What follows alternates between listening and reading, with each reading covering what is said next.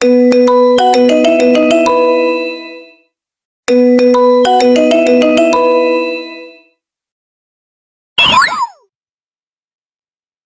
Assalamualaikum warahmatullahi wabarakatuh. Saya Rajpet R. Gading dari kelas 11 RPL. Saya akan melakukan tutorial menyambungkan database SQL Server ke Visual Studio. Lalu, kita akan membuat form untuk menginput datanya ke database langsung dari codingan di Visual Studio-nya. Yang pertama kita buka SSMS dan di sini saya sudah menyiapkan database kantin. Dan di sini ada beberapa tabel, namun kita akan menggunakan tabel pembeli yang di sini, yang mana terisi tentang pembeli ID, nama pembeli, alamat, telepon, dan email. Dan di sini juga jika kita lihat ada beberapa data yang sudah saya tambahkan. Jadi sekarang bisa kita masuk saja ke Visual Studio-nya. Oh ya, ini juga menggunakan bahasa pemrograman C#. Kita create a new project dan di sini dia menggunakan framework.net ya untuk membuat Windows Forms. Kita next saja. Jika di sini tidak ada, kalian bisa scroll ke bawah sampai menemukan yang seperti ini, yang mana dia C#. Next. Lalu di sini kita buat projectnya. Di sini saya akan memberikan nama oh, create.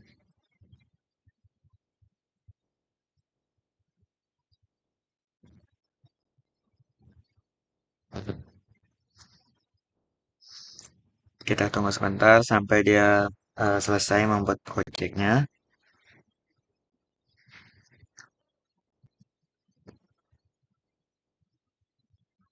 Baik, ini sudah selesai. Tampilan awalnya mungkin akan sekitar seperti ini.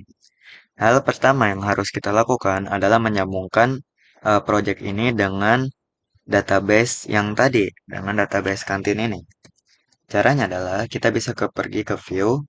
Di sini ada yang disebut server explorer atau bisa Control Alt S sebagai shortcut. Lalu kita lihat di sini ada login ya, ada database dengan ada colokan begitu. Kita pencet connect to database dan di sini akan memunculkan server name. Server name ini merupakan nama dari SSMS kita. Bisa lihat dari sini atau bisa di klik kanan properties dan di sini ada name-nya. Bisa disalin saja atau ketik manual bebas. Kita masukkan Ctrl V dan jangan lupa dicentang. Dan jika ini sudah benar, namanya sudah benar, seharusnya jika kita buka di sini ada database yang sudah kita buat. Nah, di sini karena saya akan menggunakan kantin, saya akan memilih kantin. Lalu kita klik OK, dan setelah itu di sini akan menjadi hijau yang tadinya silang seperti ini. Oke, penggunaan sudah selesai. Hal yang selanjutnya harus kita lakukan adalah mendesain form ini. Kita bisa kembali ke view, lalu ke toolbox, Ctrl Alt X. Lalu kita membutuhkan beberapa elemen. Kita butuh button untuk submit, lalu data grid view untuk menampilkan data-data yang ada di database. Lalu kita butuh label. Jika susah mencarinya bisa di sini saja di fitur search. Lalu kita butuh text box sebagai inputan. Oke, sebelum kita memulai mendesain, kita lihat dulu struktur tabelnya. Di sini ada pembeli ID, nama pembeli, alamat, telepon, email. Ada satu, dua, ada 5. Berarti kita harus mempunyai 5 inputan. Disclaimer, pembeli ID ini dia mempunyai sebentar. Dia mempunyai primary key, yang artinya dia tidak bisa sama gitu ya. Tapi tidak apa-apa, kita akan buat inputannya saja. Di sini kita akan mendesainnya sedikit. Ini kan label 1. Untuk mengganti namanya bisa ada di kita ke sebelah kanan sini dan yang tengah ini ya. yang properties, kita scroll ke bawah. Jangan ganti yang name ini, tapi kita ganti adalah text. Di sini adalah ID, oops, ID. Lalu ini bisa kita panjangkan sedikit. Baru daripada kita mengambil dari toolbox, bisa kita copy paste seperti ini. Karena tadi di sini ada 5 data yang harus diisi, maka kita akan membuat 5 form input juga. 3, 4, 5. Setelah itu kita ganti namanya. Yang pertama ID, yang kedua pembeli atau bisa kita singkat ini hanya label saja. Nama, lalu alamat, lalu telepon, dan email. Setelah itu, button untuk mensubmitnya kita akan sedikit perbesar, lalu nama tulisannya kita ganti menjadi submit. Nah, setelah itu data grid view ini akan kita sedikit sesuaikan, lalu akan saya perbesar. Nah, sudah seperti ini. Langkah selanjutnya adalah kita bisa pergi ke judul project ini yang mana form input kakak di saya, lalu klik kanan dan di sini kita ke bawah ada add. Lalu kita bisa menambahkan kelas. Kita Nah, kelas ini adalah untuk menghubungkan kita mau mengambil dari mana begitu. Walaupun database-nya sudah terhubung, namun koneksi ini adalah kita membuat sebuah koneksi antara project-nya dengan database-nya. Saya di sini akan memilih nama koneksi.js. .js ini wajib ya sudah bawaan dari sana. Lalu add dan di sini akan muncul codingan, beberapa codingan. Nah, selanjutnya adalah kita harus menambahkan di sini. Karena tadi kita sudah menggunakan framework.NET, kita bisa menggunakan using system maaf, system.data.sql client. Karena ini juga merupakan bawaan begitu. Maaf, SQL client. Lalu kita bisa ke sini di enter saja. Lalu kita klik public SQL connection getCon. GetCon ini merupakan variabel. Variabelnya variabel bawaan dari SQL connection. Walaupun namanya bebas, namun dia masuknya ke SQL connection. Lalu buka kurung tutup kurung baru setting kurung kurawal. Lalu di dalamnya kita membuat SQL connection. Lalu nama variabel, lalu new SQL connection. Sehingga di con ini dia akan membuat SQL connection lagi. Jangan lupa fungsinya. Lalu connection string. Nah, ini yang akan menghubungkan dari database ke project di sini. Kita bisa seperti ini. Data source sama dengan nama perangkat kita yang tadi. Nama SSMS-nya. Papai XALG. Lalu titik koma. Inisial katalog. Yang mana ini merupakan nama database-nya. Kita akan menggunakan kantin. Titik koma lagi. Lalu integrated security sama dengan true. Jangan lupa titik koma. Lalu ini masih merah, santai saja. Kita tinggal mengembalikan datanya. Nah, sudah. Untuk dikoneksi hanya cukup segini saja. Lalu selanjutnya kita akan mengcoding bagian formnya. Caranya yang pertama adalah kalian bisa klik 2 kali di bagian form yang kosong seperti ini, sini, sini. Pokoknya yang tidak ada elemen-elemen seperti label, ID, button, data grid view, segala macam. Kita klik 2 kali saja di bagian yang kosong. Nanti akan muncul form1.cs dan codingannya seperti ini. Hal yang pertama kita lakukan adalah sama seperti tadi, using system.data.sql client. Nah, setelah itu, apa yang harus kita lakukan? Kita harus membuat beberapa variabel. Di sini saya membuat komen sebagai dokumentasi sedikit, membuat variabel penting yang nanti akan sangat berguna agar tidak redundansi data seperti itu. SQL connection yang mana akan kita singkat sebagai con, lalu SQL data adapter yang kita akan singkat sebagai DA, lalu data set yang akan kita singkat sebagai DS, dan koneksi dia akan mengambil kelas koneksi dari file koneksi yang mana akan menghasilkan mengambil kelas koneksi yang baru. Lalu setelah itu, jika tadi kalian memencet yang formnya, maka dia muncul form1.load.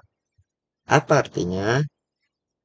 Artinya adalah ketika form1 di load, maka apa yang akan dilakukan?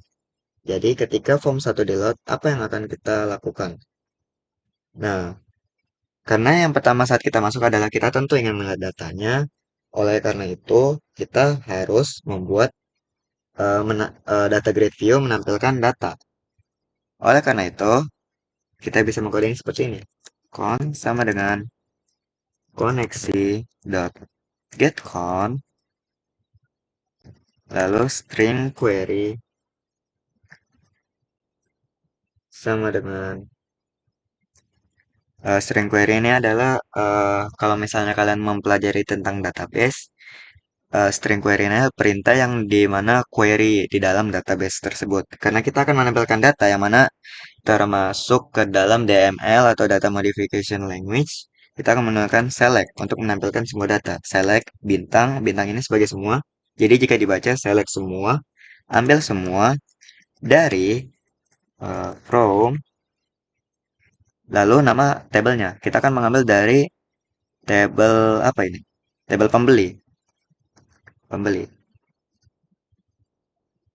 Beli. Nah, bisa kita enter. Lalu kita ketik DA data adapter sama dengan new SQL data adapter yang mana isinya adalah query dan juga koneksi. Nah, setelah itu kita klik DS new dataset. Ya, selalu seperti ini. Lalu dia fill DS, nama tabelnya lagi. Pembeli. Oke, jika sudah seperti ini, data-data yang ini dari string query dia akan masuk ke dalam database SSMS. Lalu string query ini akan diubah menjadi query. Lalu setelah itu kita harus mengambil data yang ada di database-nya, menampilkannya di mana? Di data grid view 1. Jika kita klik, kita ke bagian atas sini ada name, data grid view 1. Sehingga apa yang harus kita lakukan adalah kita bisa mengklik data grid view 1 akan diapakan dot data source sama dengan ds.tables dan dia dari tabel mana? Pembeli. Nah, seperti ini. Lalu jika coba kita start, seharusnya beberapa data yang sudah ada di database tadi akan muncul saat formnya di load atau saat formnya dijalankan. Oke, seperti ini. Sudah muncul ya. Ada 4 data sama seperti di sini. Oke, udah sampai sini. Hmm, Nah,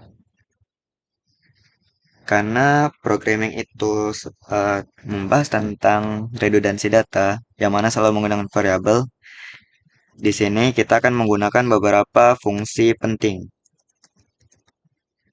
Fungsi penting. Di sini saya akan membuat fungsi void data. Void show data. Apa gunanya? Gunanya adalah jika kita ingin nanti menampilkan data kembali, kita harus mengetik ulang ini. Maka itu akan menjadi sebuah pengulangan redundansi data. Oleh karena itu, kita bisa melakukan seperti ini. Codingan yang di sini di form1.load kita pindahkan ke sini, yang mana menjadi sebuah fungsi dan fungsinya bisa kita panggil show data. Maka dia akan menghasilkan input yang sama. Oh maaf, saya lupa berhentikan. Kita coba jalankan lagi. Seharusnya ini tidak berubah apa-apa. Nah, sama ya. Mengapa? Karena dari form1 load, ketika form1 di-load, dia akan memanggil fungsi show data. Yang mana show data merupakan ini tadi, codingan yang tadi yang memanggil dan memunculkan semua data yang ada di tabel pembeli. Oke, langkah apa yang selanjutnya kita lakukan? Kita akan menambahkan data. Nah, kita pikir dulu logikanya. Jika ingin menambahkan data, apa yang harus kita lakukan? Kita harus mengisi semua-semua ini, teks-teks input ini, lalu kita akan mengklik submit. Jadi kita akan klik 2 kali di submit, dan dia akan memunculkan button satu underscore klik. Yang mana artinya, jika button satu diklik, maka apa yang akan dilakukan? Kita akan melakukan if string dot is null. Oh, ini udah ada. Is null or empty text box 1 dot text. Maka jika kita lihat di sini teksnya itu text box 1. Text box 1. Jadi eh, jika kita hanya mengisi salah satu dari data-data ini, maka itu tidak boleh. Harus diisi semua. Begitu. Lalu ini bisa kita beginikan saja, dan di sini kita buat tanda seperti ini. Kita buat lagi string textbox 2.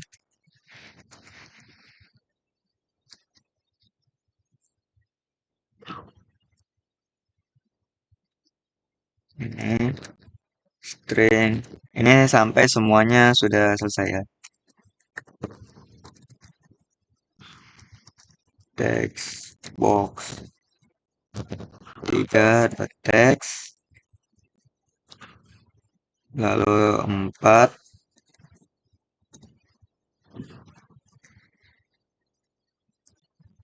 Lalu yang kelima. Nah, karena ada 5 inputan saja, jadi di sini tidak perlu ditambahkan lagi.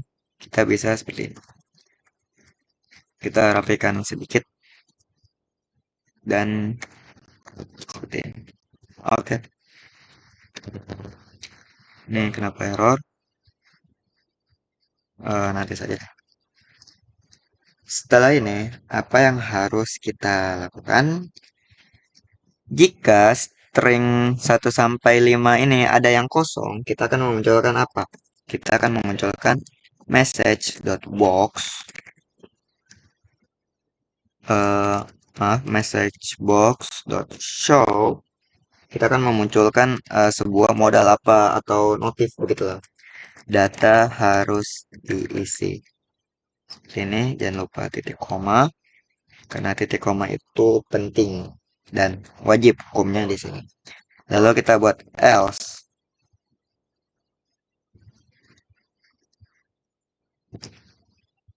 Sebentar, sepertinya ada beberapa. Ini sudah buka, kenapa dibuka lagi? Oh ya, atas. Nah, lalu kita bisa buat else. Jika semua ini tidak terpenuhi atau semuanya terisi begitu, maka apa yang akan dilakukan? Dia akan melakukan con sama dengan koneksi get con, yang mana koneksinya adalah yang tadi, lalu try con.open. Oh maaf, koneksi ya, harusnya koneksi. Bisa kita baca karena di sini Visual Studio cukup baik dalam apa ya, codingannya itu bisa langsung muncul sendiri dan juga penyelesaian masalahnya itu cukup mudah begitu ya, cukup dijelaskan dengan rinci. Con.open, lalu apa yang kita lakukan? Oh, lupa saya titik koma.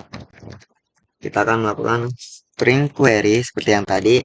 Namun jika yang tadi itu menampilkan data, sekarang kita akan menginsert data. Insert into apa nama tabelnya? Pembeli, pembeli dengan isian ini. Nah, pembeli ID, pembeli ID, lalu nama pembeli, lalu ada apa lagi? Alamat, lalu apalagi telepon, lalu ada yang terakhir email. Email. Eh,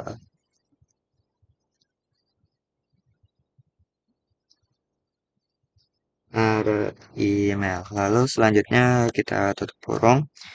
Dan ini data-data yang di sini adalah sebuah row yang mana dia field ya jatuhnya. Lalu kita akan mengisi datanya dengan values sebagai kita bisa menggunakan template pembeli ID atau karena saya malas mengetik jadi bisa Ctrl C, Ctrl V, lalu ditambahkan add di awalannya. Seperti ini. Diketik manual juga tidak masalah ya teman-teman. Set set. Selesai. Tidak ada yang error. Gimana? Oh ya. Selanjutnya kita akan SQL comment. Kita akan singkat sebagai CMD, lalu isinya adalah new SQL comment. Seperti biasa, nanti juga akan terbiasa. Maaf, di sini harusnya ada tambahan lagi yaitu query dan juga con, sama seperti yang tadi. Lalu kita akan menggunakan CMD parameter. CMD dot parameters dot add with value. Value-nya apa? Value-nya adalah yang di sini. Kita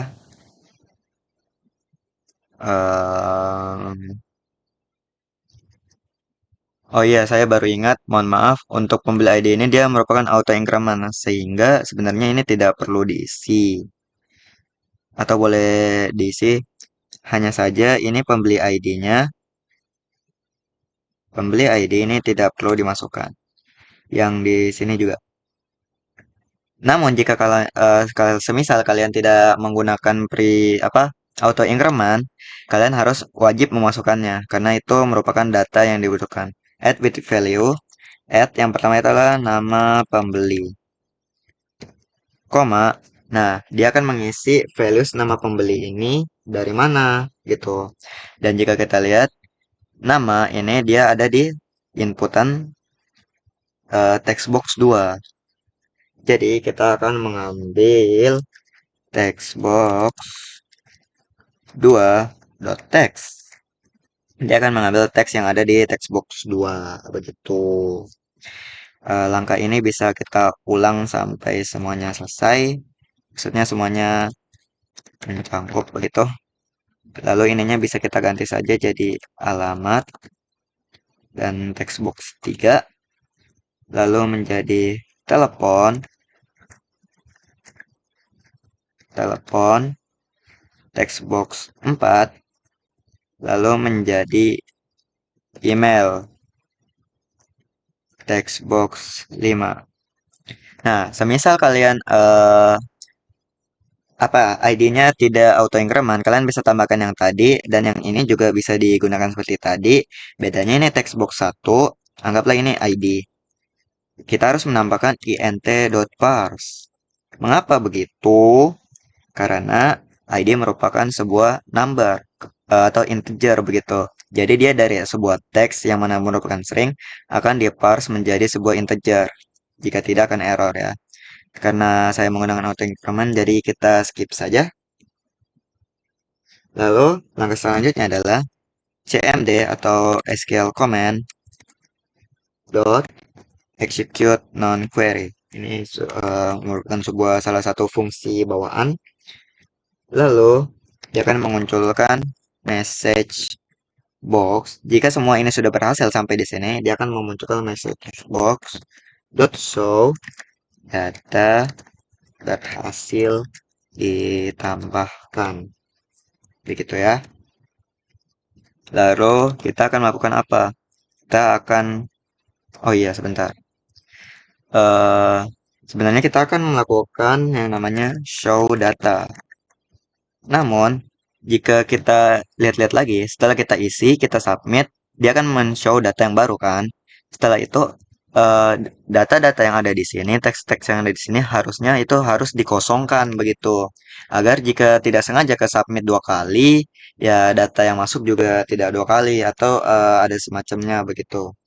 Jadi kita harus membuat satu fungsi lagi untuk mencegah redundansi data. Di sini show data bukan void show. Nah, di sini saya akan menambahkan fungsi lagi. Void clear data seller. Clear data yang menambahkan fungsi. Lalu kita maaf aturan nggak usah pakai ini kan. Kita begini. Nice. Lalu text box 1 dot teks yang seperti yang tadi isinya adalah kosong. Kita bisa mengulang ini terus sampai semua field terisi. Karena ada fieldnya ada 5 kan ya. 2, 3, 4, 5.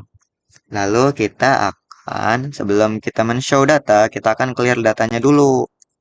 Kita panggil fungsi clear data, titik koma. Nah, setelah ini apakah, maaf ada iklan. Setelah ini, apakah sudah selesai? Belum. Jika kalian lihat di sini ada try. Nah, jika kalian tahu beberapa, setelah try itu ada yang disebut dengan catch. Seperti ini. Kita akan membuat exception X, yang mana ini merupakan semua apa ya kesalahan yang diambil begitulah ya. Lalu ini bisa begini saja, kita enter dan akan langsung otomatis. Kita akan muncul message box dot show text message. Jadi dia akan menampilkan pesan errornya jika terjadi sebuah kesalahan. Lalu setelah itu hmm,